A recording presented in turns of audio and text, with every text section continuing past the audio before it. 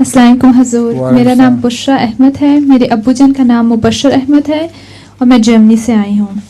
حضور میرا سوال حضرت موسیٰ علیہ السلام کے بارے میں ہے کہ وہ استاد کون تھے جن کے شاگرد حضرت موسیٰ علیہ السلام رہے تھے، اور یہ کیسے تھا کہ حضرت موسیٰ علیہ السلام کو سب کو نہیں، وہ ان شاگرد کو وہ استاد کو سب کچھ پتہ تھا اور حضرت موسیٰ علیہ السلام کو کچھ نہیں؟ یہ کس نے کہا ہے؟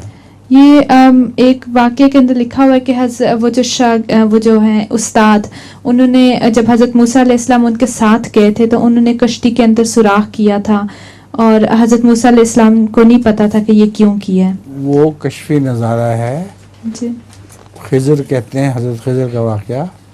وہ خضر سے مراد کشفی رنگ میں حضرت صلی اللہ علیہ وسلم ہے، اور وہ کوئی ظاہری نظارہ نہیں تھا۔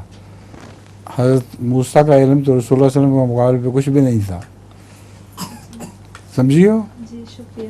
اب تمہارا لطیفہ ہے؟ اچھا